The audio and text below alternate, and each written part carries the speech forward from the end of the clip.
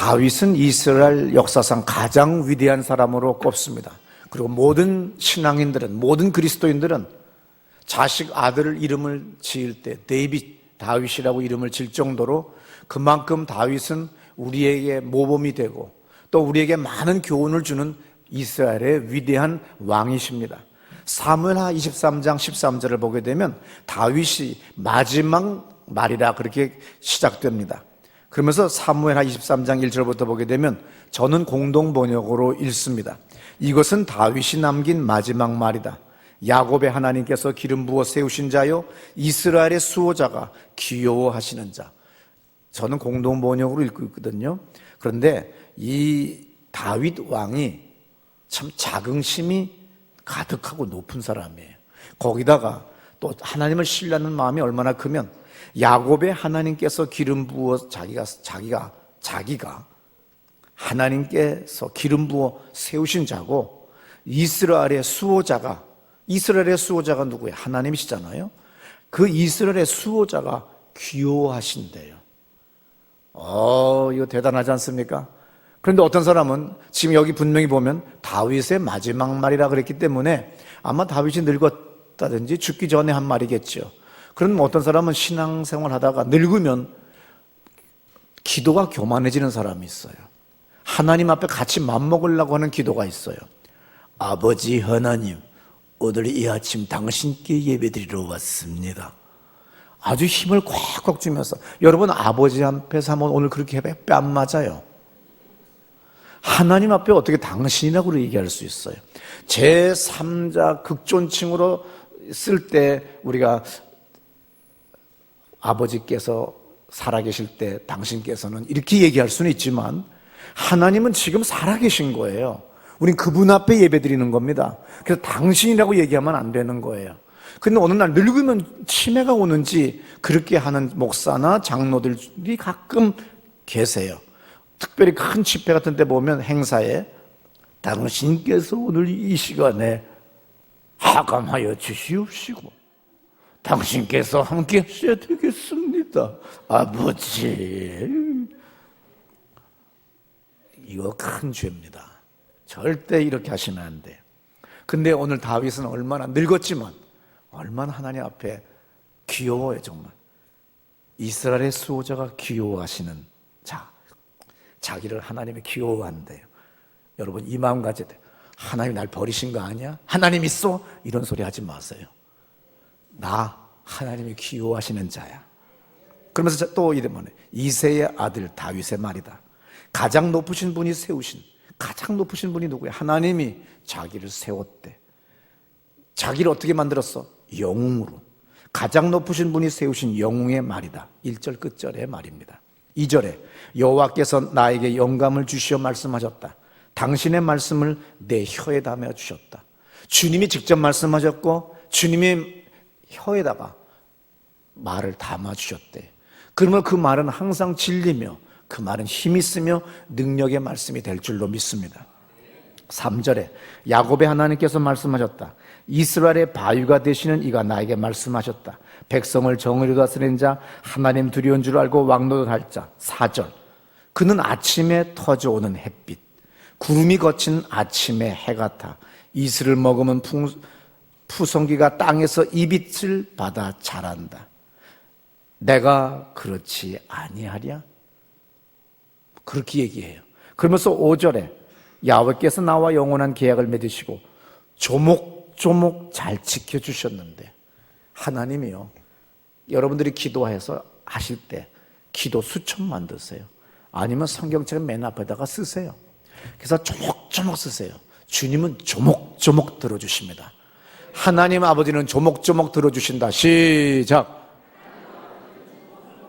예, 하나님께서 붙드시는 나의 왕실이 어찌 흔들리랴? 하나님이 붙드시는 나의 회사가, 하나님이 붙드시는 나의 학원이, 나의 유치원이, 나의 집이 어찌 흔들리겠느냐? 얼마나 대단한 고백이에요. 하나님께서 나를 좋아하시어 번번이 구해주셨는데, 하나님이 자기를 좋아해가지고 자기는 개판치는 게 정말 많거든요. 다윗의 생애를 보게 되면 주일 아침에 노골적으로 얘기할 수 없는 지저분한 짓도 나쁜 짓도 했지만 하나님이 자기를 좋아하셔서 번번이 구해주셨대요. 그러니 나의 왕실이 어찌 번성하지 않으랴? 내가 그렇지 아니하냐? 사도 오늘 다윗이 바로 그렇게 고백해요. 정말 그 자긍심이 가득한 높은 분이에요. 하나님을 신뢰하는 마음이 아주 가득하신 분이죠. 그러면 정말 이 다윗의 생애가 그렇게 했었습니까? 아니지 않습니까? 그 사람은 간접 살인, 간음, 간통, 또 뭘 했습니까?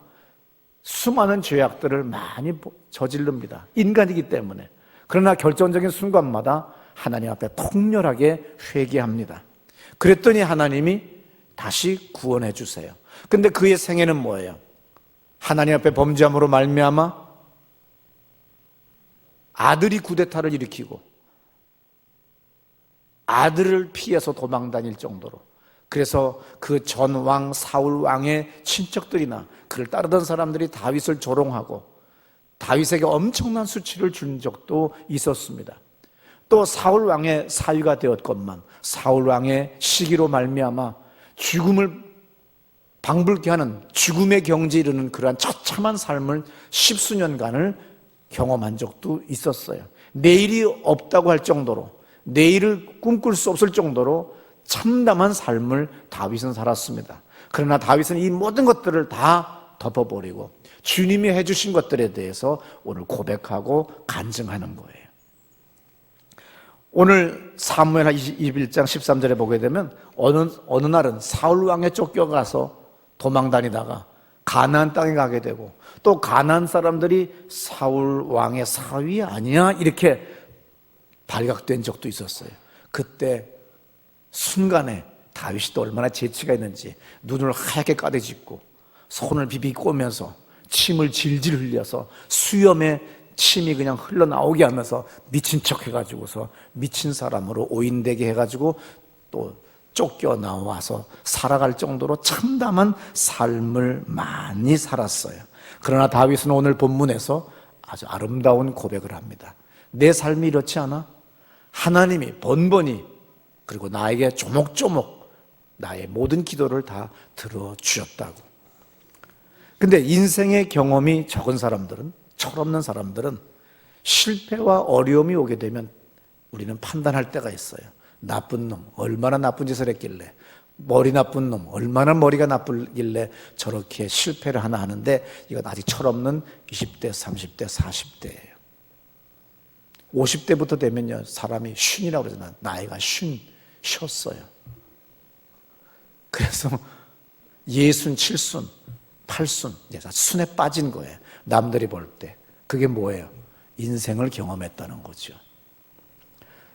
젊어서 철없을 때는 판단 정죄합니다. 그러나 살아보면 사람은 하나님, 인생은 오르락내리막 하는 거예요. 오늘 사도 바울이 본문에서 뭐라고 하느냐면 고린도후서 3장에서는 직분의 영광에 대해서 말합니다. 그리고 오늘 4장에서 새 언약의 직분자들이 감당해야 될 고난과 승리에 대해서 얘기하는 거예요. 우리가 하나님으로부터 받은 직분은 아주 영광스럽다고 고린도후서 3장에서 얘기했고, 오늘 4장에 와서는 오늘 이 영광스러운 새 언약의 직분을 맡은 사람들, 그럼 직분 맡은 사람은 누구예요? 목사, 장로, 집사, 남선교회장, 여선교회장, 청년회 회장, 아니면 성가대 대원들, 교사, 교회의 여러 직분들을 맡은 이 직분은 하나님 앞에 영광스러운 직분자고 새 언약의 직분자인데, 우리가 이 주님의 일을 하게 되면 좋은 일만 날마다 있는 것이 아니라는 겁니다. 뭐예요? 환난도 있다는 거예요. 엄청난 핍박도 있고 역경도 있고 시험될 날도 온다는 거예요. 4장 1절에서 뭐라고 시작합니까? 고린도후서 4장 1절에서 이 직분을 받아 그랬어요. 우리는 하나님으로부터 직분을 받았습니다. 하나님 주신 영광스러운 직분은 감당해야 될 고난이 있다고 하는 것이 오늘 고린도후서 4장에서 사도 바울이 얘기하는 거예요. 왜냐하면 고린도후서 4장 4절에 보게 되면 이 세상의 귀신들이 우리를 방해하고 대적한다는 겁니다. 여러분들이 교회를 다니는데 아주 평안합니다. 날마다 좋은 날이죠. 아무 일도 안 하고 귀신 좋아하는 일을 하고 있다는 뜻이에요. 근데 여러분들을 누가 판단하고 정죄하고 썩은거리고 시험 들게 하고 하는 거 있지요? 여러분이 잘하고 있다는 얘기입니다. 믿습니까? 여러분들이 아주 평안하지요? 나쁜 놈이라는 얘기예요. 너무했나? 자기가 마귀짓 하고 있다는 거예요. 날마다 호통치고, 야, 너 왜 밥 남겼냐? 다 처먹지. 너 왜 쓰레기는 안 치니? 너는 뭐 이렇게 하니? 떠드는 거. 지가 마귀짓 하니까 주님이 저를 파견 보낸 거고, 신앙생활을 오래 하면 할수록 우리는 시험 들 일 많아요. 교회 떠나고 싶어요. 결혼을 약속하고도 헤어지고 싶고, 결혼하고 난 다음 날도 이혼하고 싶은 것이 인생입니다. 그렇게 열렬하게 사랑했어도 헤어지고 싶은데 하물며 교회는 안 떠나고 싶겠어요? 그런 일들이 있는 이유가 뭐냐? 고린도후서 4장 4절에 이 세상의 귀신들이 그렇게 하고 있다는 거예요. 왜냐하면 내가 하나님 앞에 열심으로 헌신하기 때문에 마귀들도 두려워하고 떨기 때문에 그렇습니다. 그러나 자기 욕심으로 얻어진 직분과 하나님으로부터 주어진 직분을 가진 자들은 달라요. 스스로 자기 욕심으로 높아지고 그리고 자기 스스로 이름나고 싶어서 얻어진 직분은 자주 낙심합니다. 그러나 하나님으로부터 주어진 직분을 순종한 사람은 낙심하지 않는다고 고린도후서 4장에 나와요. 그것도 3번이나 되풀이서 나오는데 4장 1절에 보면 우리가 이 직분을 받아 긍휼하심을 입은 대로 낙심하지 아니하고, 그러니까 어려운 일은 없다는 것은 아니죠. 낙심할 일이 있어요. 시험 들 일도 있어요. 그런데 쓰러지지 않는다는 얘기예요. 여기 본문은 4장 8절에 우리가 사방으로 우겨쌈을 당하여도 쌓이지 아니하며 답답한 일을 당하여도 낙심하지 아니하며, 4장 16절 우리가 낙심하지 아니하노니 겉사람은 후패나 우리의 속은 날로 새롭도다. 고린도후서 4장에서 거듭 3번이나 주장하는 말씀은 바로 낙심하지 않는다는 거예요. 시험 들 일 삐치지도 않고 날마다 조증으로 산다는 건 아닙니다. 어려운 일이 있어요. 교회 가고 싶지 않을 때도 있습니다. 싱가포르의 아주 큰 유명한 교회 목사님이 언젠가 싱가포르에서 같이 식사하는 가운데 저한테 얘기를 해요. 교회에 큰 사고가 터졌고, 그래서 자기 이름이 자꾸 신문에 나게 되고, 또 자기도 구속됐었고, 그럼 작은 500만 명 도시국가 싱가포르에서 공황장애를 일으킬 정도래요. 교회 가기 싫대요. 목사인 자기가 교회 가기 싫대요. 그러나 할 수 없이 간대요. 얼마나 가슴 아픈 일이에요. 다 있지만 쓰러지지는 않는 거예요. 끝까지 이 사명 놓지 않는다는 얘기예요. 여기서 우리가 낙심하지 않는다는 말은 머리가 나빠서 정박하기 때문에, 정신병자기 때문에 아무것도 몰라서 그냥 할렐루야하고 날마다 웃는 게 아니라, 우리도 찔리면 아프고 때려주면 깨지고 피 흘리고 고통스럽지만 우리는 결코 주님을 놓치지 않는다는 거예요. 우리의 신앙을, 우리의 사명을 놓치지 않는다는 것이 사도 바울은 여기서 우리가 낙심하지 않노니 이렇게 말하는 겁니다. 제가 요새 발음이 좀 안 좋은 건 턱이 빠졌어요. 왼쪽 턱이. 그래서 발음을 세게 하면, 옛날같이 좀 세게 하면 턱이 빠져요. 그래서 요새 날마다 기도합니다. 요새 가을이 되면 찬바람이 불면, 나이도 있나 봐요. 저도 이제 겨우 49인데 이게 신경이 오기가 땡기는가 보더라고요. 아무쪼록 우울해지는 분도 계시고 턱 빠지는 분도 계시고 다 있지만 그냥 끝까지 낙심치 않고 나가는 거예요. 믿습니까? 근데 하나님으로부터 직분을 받으면 우리 고난이 오지요. 사도 바울은 자신에게만 오는 것 아니라고 그랬어요. 우리가 하나님의 일을 하게 되면 고난이 와요. 그런데 사도 바울 자신만 온 게 아니라 우리 모두에게 다 온다는 얘기예요. 그리스도인이라면 모두 다, 하나님 앞에 봉사하는 사람이라면 모두 다, 우리 모두 다 온다고 하는 것이 고린도후서에서 사도 바울이 강조하는 겁니다. 고린도후서 4장 7절에 보면 하나님께서는 질그릇 같은 우리 속에 이 보화를 담아 주셨습니다.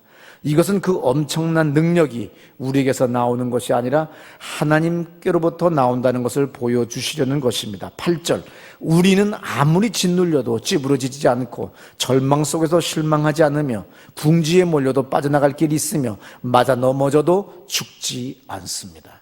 이것이 바로 낙심치 아니하노니라는 거예요. 8절에서 뭐라고 썼어요? 우리는 그랬어요. 11절에 뭐라고 나옵니까? 우리는 살아있는 동안 언제나 예수를 위해서 죽음의 위협을 겪고 있습니다. 그것은 우리의 죽을 몸에 예수의 생명이 살아있음을 드러내려는 것입니다. 17절, 우리는, 여기서도 또 우리는 나와요. 우리는 지금 잠시 동안 가벼운 고난을 겪고 있지만 그것은 한량없이 크고 영원한 영광을 우리에게 가져다 줄 것입니다. 18절에 또 뭐라고 시작돼요? 우리는 보이는 것에 눈을 돌리지 않고 보이지 않는 것에 눈을 돌립니다. 보이는 것은 잠시뿐이지만 보이지 않는 것은 영원하기 때문입니다. 비록 오늘 나를 절망에 빠지게 하고 나에게 벽이 나타나고 수많은 어려움이 있을지라도 우리는 절망하지 않는데요. 이거 보지 않는다는 거예요. 이것은 지금 보이는 것은 잠깐이고 저 보이지 않는 것은 영원하기 때문에 저 영혼을 향하여 나간다는 거예요. 여기서 사도 바울은 뭐라고 나와요? 계속 우리는이 자기만 나만이 아니라 오늘 교회에 속한 교회에 봉사하는 모든 사람들은 우리는 다 이러한 고난이 옵니다. 믿습니까? 우리 여선교회, 남선교회, 청년회 이제 각 기관들마다 지금 총회들을 하고 2015년도 이제 임원들을 새롭게 조직을 새롭게 구성하고 나가고 있습니다. 우리 지난 1년 동안 많이들 써주셔서 교회가 발전하게 됐고 그리고 교회가 계속 우리는 증축하게 됐어요. 조금 전에 광고 시간에도 말했습니다마는 저 산 너머에 아파트 단지에 있는 어느 목사님은 자기 교회를 매각을 한다는 거죠. 큰 대형 교회에. 그리고 자기는 물러가고 그 대형 교회에서 부목사가 파견돼 와서 왔으면 좋겠다. 왜냐하면 우리 교회는 더 이상 소망이 없다고 그렇게 믿어요. 우리는 현관 앞에 그리고 이 지역에 그린벨트이기 때문에 또 이쪽에 집들이 있지만 이 사람들은 저 큰 교회를 욕하거나 아니면 다 떠났던 사람들이 사는 곳이기 때문에 우리는 전도에 아주 척박한 곳에 살고 있어요. 그러나 우리는 여기서 부흥하고 있습니다. 우리는 교육관이 부족하다고 교육관을 건축하려고 꿈을 꾸고 있어요. 또 다음 예배당이 내가 총회장이 되고 다른 목사들 앞에 자랑스럽게 나를 나타내기 위해서 빛내서 지려는 것이 아니라 예배당이 좁아지는 거예요. 예배를 3부 예배 드릴 때 우리가 목회를 공부할 때 그럽니다. 다음 예배당을 건축할 준비를 하라 그래요. 여러분이 회사를 1000명 규모, 100명 규모의 회사를 만들려면 조직을 이미 10명이지만 100명의 조직 구도로 나가야 된대요. 이미 원하는 그 수에 닿았을 때 조직을 바꾸려고 하면 더 이상 부흥이 안 되고 발전이 안 되고 조직은 와해되고 그 기업은 와해된다고 하는 것이 우리가 경영학을 공부할 때 배우는 아주 기본 정석입니다. 아무쪼록 우리는 똑같이 이 자리에 망울이 가장 척박한 곳에 와서 예배당을 세웠지만 우리는 부흥을 하고 있어요. 이것이 바로 남녀 선교회, 청년회 그리고 모든 기관의 여러분들 덕분에 오늘에 이르렀습니다. 오늘 이 일을 할 때 가장 중요한 게 뭐냐면 이 일을 하다 보면 누구나 계속 거듭 얘기합니다. 시험 들 때가 있어요. 때려치고 싶을 때가 있지요. 교회를 떠나고 싶을 때가 있어요. 그러나 낙심하지 않습니다. 죽어나가는 것이 아니죠. 어떤 분들이 그래요. 저는 회장 좀 1년 쉬었으면 좋겠는데요. 그러길래 우리는 쉬는 법이 없다고. 그럼 언제 쉬나요? 그러길래 죽을 때. 왜냐하면 우리는 교회가 계속 부흥하기 때문에 남자가 90살이 돼도 그때 회장 또 해야 돼. 왜? 90대. 앞으로 우리나라 사람들은 장수 국가로 지금 진입하기 때문에 이제 나이가 90, 80, 70, 70은 이제 청년이지요. 그렇기 때문에 우리는 계속 남선교회가 500개가 될 줄로 믿습니다. 여선교회가 500개가 될 줄로 믿습니다. 그렇기 때문에 우리는 죽어서 나가는 거 외에는 없습니다. 근데 정말 사실은 안식년을 드려야지요. 예를 들어서 장로 아니면 회장 뭐 이런 거 담임 목사 한 5년 정도 하고 1년은 쉬라고 하는 거죠. 그래서 대개 큰 교회 목사님들, 오래된 교회 목사님들은 안식년을 갖습니다. 근데 이렇게 저같이 창립 목사는 안식년을 안 가져요. 또렷하게 이게 뭐가 보이기 때문에 가서 쉴 수가 없어요.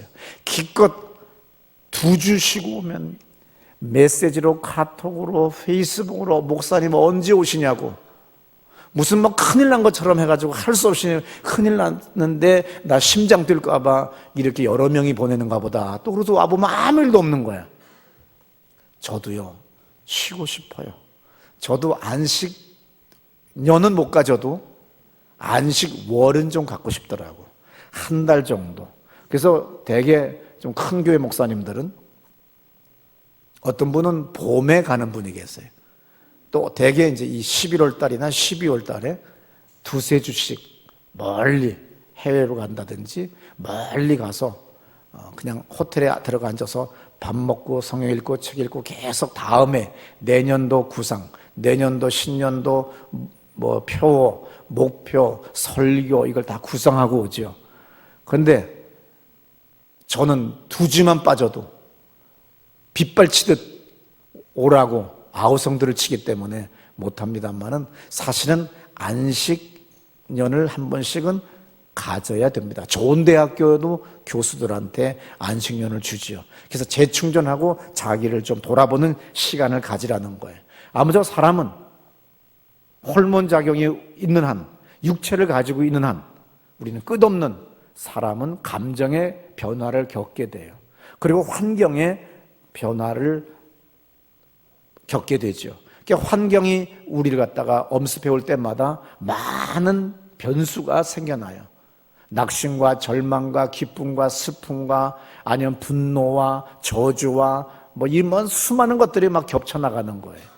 그런데 오늘 여기 사도 바울이 뭐라고 그래? 고린도전서 15장 31절에 형제들아, 내가 그리스도 예수 우리 주 안에서 가진 바 너에게 대한 나의 자랑을 두고 단언하노니 나는 날마다 죽노라.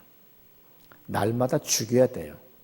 날마다 나를 살리면 이혼해야 되고요, 파탄 나야 되고요, 동업관계가 깨져야 되고 교회는 떠나야 됩니다. 나는 날마다 죽노라. 크게 3번 외칩시다. 시작.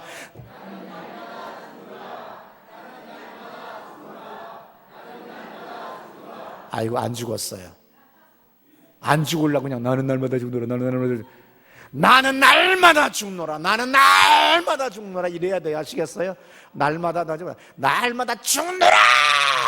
뭐 약간 좀 미친 목사 아니에요? 이 정도 하지만 목사가 지성질 다 살리면 교회 떠나야 됩니다. 제 아는 목사님 중에 어떤 분은 교회를 지금까지 10몇 번 담임 자리를 바꿨어요. 그리고 지금은 노세요. 교인들의 그것을 다 받아줘야 되는 거예요. 내 자존심 세우면 목회자 아니에요. 부모는 자식이 사춘기인 자식, 1살짜리 자식, 5살짜리 자식 가진 짓 좀 쌍스러운 말로 지랄 발광하잖아요. 그냥 지랄 발광을 하고 난장판을 해도 그냥 엄마는 밥하는 거예요. 그냥 자빠져서 그냥 피나고 눈물 피나는 거 빼놓고는 그냥 내버려 두는 거야. 그래서 밥하는 거예요. 자기를 해야지. 그거를 어떻게 하나고 노심초삭을 다 따라다니면 미쳐버립니다. 아들을 낳은 사람은 아들 턱을 하게 돼 있어요. 아들의 대가를 치르게 돼 있어요. 아시겠어요? 다리 부러져 와, 팔목 부러져 와, 손가락 부러져 와, 그냥 계속 코 부러져 가지고 와, 뭐 가진 일 다 있어요. 그게 세상인 겁니다. 그런데 자기 주장을 계속 내세우면 우리는 파국을 맞이할 수밖에 없어요.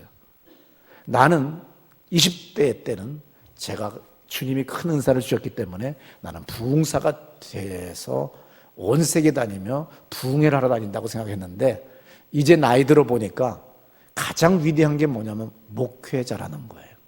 담임 목사라는 거예요. 비록 크게 이름은 나지 않지만 한 교회 30년, 40년 동안 별 별의별 교인을 다 만나고 그분들의 소리를 다 안 듣고 다 들으면 미쳐요. 아시겠어요? 근데 어떤 멍청한 목사님은 다 들으려고 그래. 다 들으면 미쳐요. 다 들으면 뇌출혈이 일어나요. 다 들으면 정신분열증이 일어나요. 다 들으면 안 돼요. 아시겠습니까? 또 다 보면 안 돼요. 그러면요 눈이 빠져버려요. 어떻게 하느냐 하면 적당히 듣고 적당히 보고 그냥 다 받아들이는 거예요. 그 욕하는 거 그 재미로 사는 것 같은데 저 교회는 그래 담임 목사 욕해라 그래요. 저건 끊임없이 모함을 만들고 저건 끊임없이 문제를 일으켜요. 전 끊임없이 문제를 야기시켜요. 그리고 문제를 이야기해요. 그거 다 그냥 놔두는 거예요.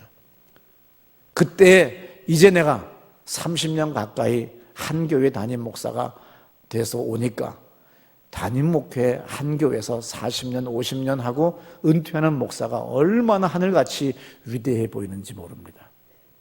그러므로 우리는 뭘 해야 돼요? 나는 날마다 죽노라. 사도 바울은 날마다 자기를 죽였어요. 자기의 모든 기운을 그리고 자기의 모든 성질을 자기 하고 싶은 모든 말들을 다 죽이는 거예요. 죽일 때 역사가 나요. 그냥 이 시간에 나는 날마다 죽노라. 아시겠어요? 오른손 딱 들고 시작. 그럼 내가 이제 막 뭐라고 하면 여러분들은 나는 날마다 죽노라 그래. 아시겠어요? 남편이 떠든다. 아내가 소리 지른다. 며느리가 뭐라고 하네. 사위가 뭐라고 하네. 아, 왜 점점 죽어요? 소리가. 아시겠어요? 죽어야 돼요. 자기 살리면 파국을 일으키는 거예요. 고린도전서 15장 57절에 사도 바울이 이런 말을 했어요. 우리 주 예수 그리스도로 말미암아 우리에게 이김을 주시는 하나님께 감사하노니 내가 날마다 죽으면 그때 주님은 우리를 이기게 하십니다. 셀리 트레비슈라고 하는 여자 교수님이 고립의 축복이라고 하는 책을 썼어요. 이분은 성경에 나오는 모든 위인들은 사방이 막혀버리는 고립의 시간들을 가졌다는 거예요. 역사 속에서나 어디에서나 하나님이 언젠가 어떤 인생에게 고립의 시간을 준다는 거예요. 그 고립은 질병이나 환난이나 아니면 돈 문제, 재정적인 문제나 아니면 자식의 문제나 아니면 자기 개인적인 영적인 혼적인 문제로 말미암아 세상은 다 나를 버린 것 같고 난 더 이상 내일에 대한 소망이 없으며 이젠 절대 절망밖에 없고 죽을 일로밖에 없다고 하는 그러한 고립의 시간들을 갖게 되게 될 때에 이것이 바로 축복이라는 거예요. 이때 자기의 그릇을 깨끗하게 하고 이때 자기의 방향을 수정하고 지난 왔던 길들을 돌이켜보고 다시 정립해 나가는 하나님이 주시는 시간이라는 거예요. 이 고립의 축복이라는 거죠. 오늘 이것이 다른 말로 성경에서는 뭐라고 써요? 고난이 네게 유익이라. 고난의 축복인 거예요. 고난을 주실 때가 있어요. 날마다 좋은 날 있는 거 아닙니다. 그때마다 우리는 뭐예요? 방향을 바꾸잖아요. 내가 이런 말 하면 안 되겠구나. 내가 하고 싶은 말 다 하면 안 되겠구나. 내 성질대로 나가면 안 되겠구나. 내가 이제는 좀 잠깐 이렇게 방향을 바꿔야 되겠는데 이렇게 잠시 뭐예요? 고난을 통해서 환경을 통해서 우리는 고립의 시간을 갖게 된다는 거죠. 고립의 종류가 뭐예요? 감정적 고통, 불안감, 혼동, 두려움, 분노, 뭐 소망이 없다, 거절감 이런 것들은 끝없이 요셉이나 모세나 예수님이나 베드로나 사도 바울에게 그리고 성경의 다윗에게 수많은 사람들에게 나타나는 일들입니다. SK그룹 회장님도 교도소에 계시고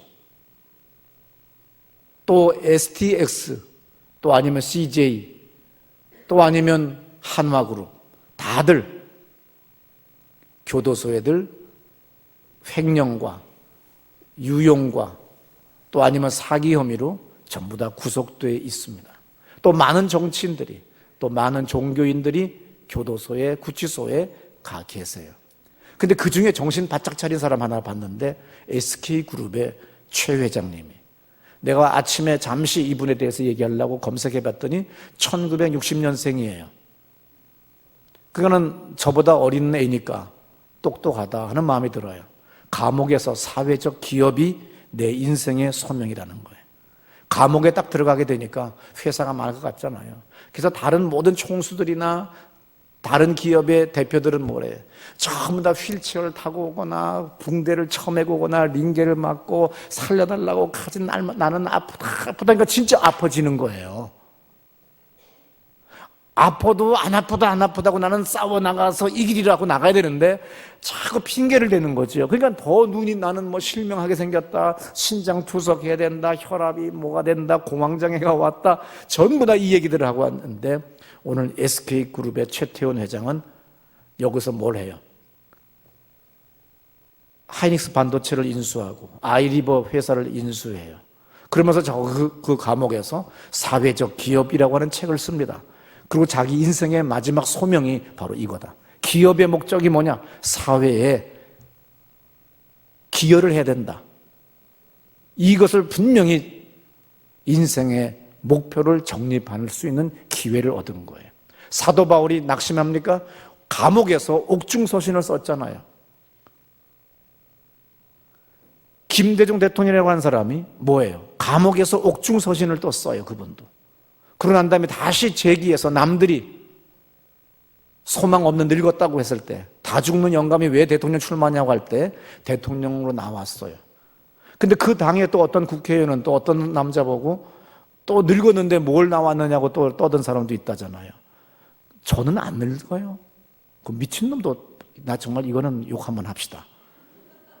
절대 늙은이한테 늙었다고 하면 안 됩니다. 아시겠어요? 지금 한 맺힌 우리 김흥선 집사님 아주 아멘 하셨는데 저는 안 늙어요. 우리 생각해 보세요. 우리 초등학교 졸업한 게 바로 엊그제 같은데, 아니 글쎄 우리 보고 노인이래. 노인 이거 바꿔야 돼. 노인은 75세부터 노인이야. 아시겠어요? 나는 뭐해? 청년. 그래서 우리는 남성비 이름 다 바꿔야 돼. 제1청년회, 제2청년회, 제3청년회. 그래서 60대까지 다 6청년회까지 가야 돼요. 다 소망 없다고 하는 그때 김대중이라고 하는 사람은 옥중서신 씁니다. 그리고 계속해서 뭐예요? 도전해 나가요. 그리고 대통령이 돼요. 그의 나이는 아무도 모른대요. 자신만 알고. 그 나이에 대통령이 되고 대통령직을 수행하는 거예요. 근데 이번에 잔이윤이라고 하는 사람을 낙하산 인사시켰다고 그래가지고, 이사시켰다고 그래가지고, 어디 상임위원장이 늙었는데 왜 나왔냐고 그래가지고 신문에 떠드는 장면 나오는데, 그거는 정말 모욕입니다. 이제 우리나라도 노령 국가 시대로 진입해 들어가요. 우리의 소망은 어디 있느냐면요, 노인 문제를 해결하는 거예요. 노인을 전도하는 거예요. 당연히 어린아이도 전도하지만 노인을 전도해야 돼요. 왜 아멘들을 안 하시는지 몰라요. 수천 수만의 노인들이 할 일이 없어서 전철 타고 하염없이 산으로 가요. 그들이 배운 지식, 학력, 경험을 교회에서 활용하게 되면 우리는 엄청난 일을 할 수가 있습니다. 우리는 정말 100만 명의 영혼도 구원할 수 있어요. 한국에 예수 믿지 않는 사람이 4천만입니다. 이 사람들 중에서 뭐예요? 60 넘은 사람이 1000만이 넘어가요. 이 사람들을 교회로 이끌어 영혼을 구원시키고, 저들이 이 땅에서 했던 모든 경험들을 교회에서 우리가 활용해 나간다고 한다면 우리는 위대한 일을 할 수 있는 걸 믿으시기 바랍니다. 예수님도 보면 고립과 고난의 시간이 있었어요. 마태복음 16장 보게 되면 이런 말씀 있죠. 이에 예수께서 제자들과 함께 겟세마네라 하는 곳에 이르러 제자들에게 이르되, 내가 저기 가서 기도할 동안에 너희는 여기 앉아 있어라. 요 앉아 있어라에다 동그라미 치셔야 됩니다. 내가 기도할 테니까 니들 좀 여기 앉았어라. 얼마나 제자들이 기도를 안 하면 얘들아 같이 기도하자가 아니라 좀 앉아 있어라 그랬어요. 그리고 예수님은 좀 떨어진 자리에 가서 거기서 기도를 합니다. 그래서 37절에 베드로와 세베대의 두 아들을 데리고 가실새 고민하고 슬퍼하사, 예수님은 고민하고 슬퍼하십니다. 예수는 십자가를 지셔야 됩니다. 죽으셔야 됩니다. 왜냐하면 선지자는 예루살렘 밖에서 죽는 법이 없기 때문입니다. 38절에 이에 말씀하실 때 내 마음이 심히 고민하여 죽게 되었으니 너희는 여기 머물라 나와 함께 깨어 있으라. 여기 앉아 있어야 되고 깨어 있으라고 그랬건만 어떤 일이 벌어집니까? 예수님이 그 유명한 39절부터 겟세마네 동산에 기도를 하십니다. 40절까지 40절에 제자들에게 오사 그 자는 것을 보시고 어느새 자빠져 자네요. 이건 주무시는 게 아닙니다. 깨어 있으라고 그랬고 앉아 있으라고 그랬는데 자빠져 잡니다. 그래서 베드로에게 말씀하실 때 너희가 나와 함께 1시 동안도 이렇게 깨어 있을 수 없더냐. 나도 기도 좀 하자. 좀 나와 있어라. 교회 좀 지켜라. 내가 10년 잔소리 하다가 지금은 안 합니다. 아, 이게 속위에 경 잃는 거구나. 제가 이제 잔소리 안 하잖아요. 성인 군자가 됐어요. 성자가 됐어요. 왜냐하면 누구를 가르치려고 하지 마세요. 3살 버릇 80 갑니다. 자기 아내 버릇 못 고쳤잖아. 남편 쥐어 잡으셨어요? 못 잡으신 거예요. 내 자식 버릇 고쳤어요? 못 고쳤잖아요. 누구를 가르치거나 혼내지 마세요. 내버려 두세요. 예수님도 분노하지 않았어요. 그냥 아주 이 지금 어떻게 보면 처연한 말씀 하시는 거예요. 얘들아, 좀 깨어 있을 수 없겠니? 나와 함께 기도했었으면 얼마나 좋겠니? 뭐 이 정도까지 한심할 정도로 제자들은 자빠져 주무셨습니다. 그래서 41절에 시험에 들지 않게 깨어 있어 기도하라. 마음에는 원이지만 육신이 약하구나.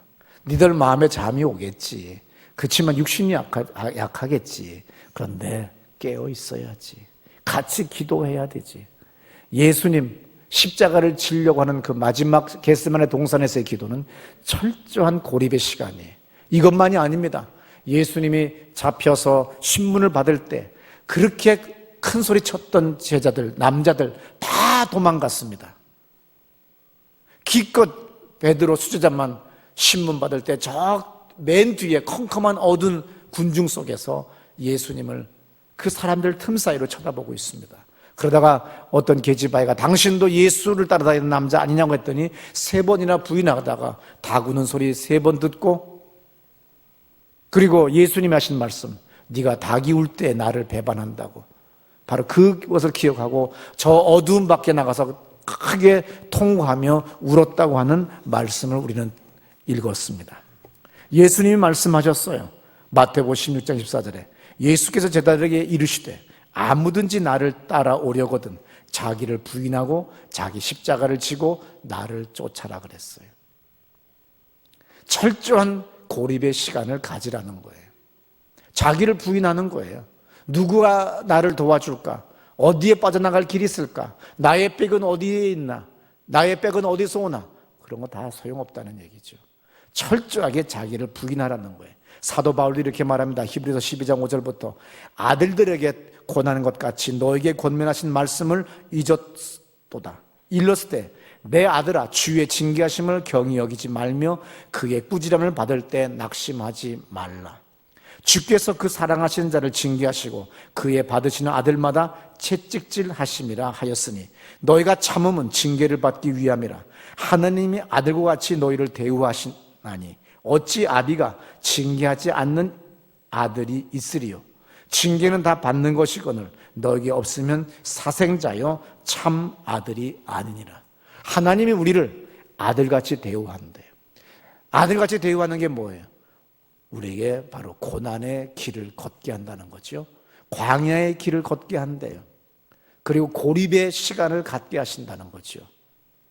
그래서 누구도 나를 도와줄 사람이 없고 절대 절망 그리고 소망은 없다고 하는 그러한 시간을 갖게 하실 때가 있답니다. 그것은 바로 우리의 그릇을 깨끗게 하시려고 하는 거예요. 또 주님의 음성을 듣게 하시려는 거예요. 새로운 길을 가게 하시려는 거예요. 이것은 인생의 실패가 아닙니다. 주님의 은혜고 주님의 사랑인 걸 믿으시기 바랍니다. 그러면 오늘 이 가을에 우울해질 때 또 정말 절대 절망이라고 하는 그런 마음이 올 때 바로 이것을 내가 발악하면서 빠져나오려고 하지 말고 그냥 가라앉으세요. 어떤 사람이 그랬다 하잖아요. 옛날 어른 목사님이 어떤 사람이 낭떠러지에서 그냥 안 떨어지려고 그냥 꽉 잡아가지고서 그냥 발버둥 치다가 나중에는 그냥 손을 그냥 더 이상 버틸 힘이 없어서 딱 놨더니 3cm 위였다잖아요. 그냥 진작에 떨어졌을 걸. 물속에 빠졌으면 호적거리지 말고 어차피 수영 못할 바에는 그냥 숨 쉬지 말고 그냥 끝까지 내려가라잖아요. 말은 쉽지만. 그러다가 땅바닥에 딱 내렸을 때 탁 치고 올라오는데 안 가라앉으려고 하다 보니까 호적거리다가 죽는데요. 주님이 우리에게 광야의 시간을 갖게 하실 때가 있습니다. 고립의 시간을 주실 때가 있어요. 이것이 바로 고난이 내게 유익이라. 내가 이 고난 때문에 내가 바른 길을 가게 됐다고 다윗이 시편에서 고백했어요. 그러므로 여러분들 날마다 죽는 여러분 되시기를 축원합니다. 그때 주님이 여러분들을 크게 높여주실 줄로 믿습니다. 우리 다